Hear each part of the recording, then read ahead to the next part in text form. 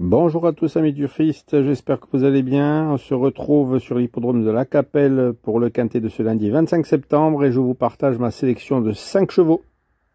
Mais avant de commencer, n'oubliez pas de vous abonner, de commenter, de partager le plus possible les amis, je vous remercie.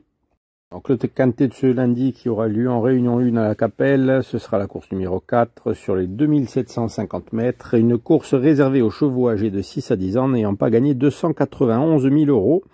Avec un recul de 25 mètres pour ceux ayant gagné 151 000 €. Il y aura 15 partants, dont 6 à s'élancer du premier échelon de départ et 9 à rendre la distance. Le départ aura lieu à 13h50.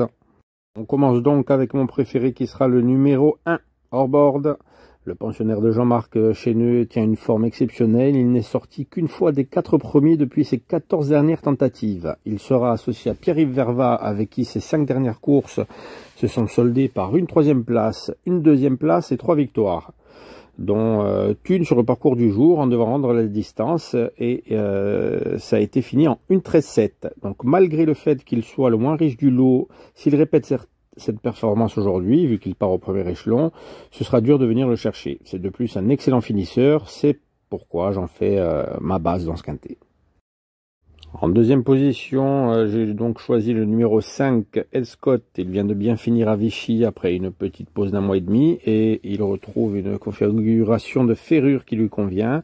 Il dispose d'un engagement plutôt favorable car il est au premier échelon de départ et non loin du recul. Son entraîneur affiche sa confiance avec un émoji vert et s'il reste au trot, le podium lui tend les bras.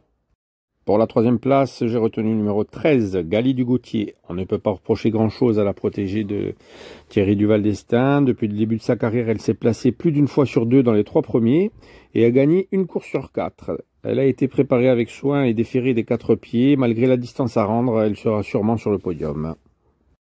Pour la 4e place, j'ai retenu le numéro 10, Fuego du Mortier.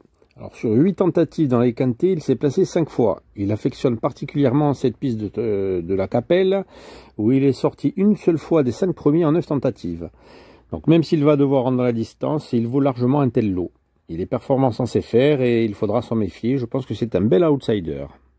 Et pour terminer ma sélection, en 5e position, j'ai retenu le numéro 6, Gorlando. Ce fils de Timoko a rarement déçu sur cette piste, même s'il est absent depuis fin juillet. Il bénéficie d'un bel engagement car il se retrouve à seulement 250 € de rendre la distance. Il est présenté pieds nus et je pense qu'il peut prendre une 4e ou 5e place dans ce quintet.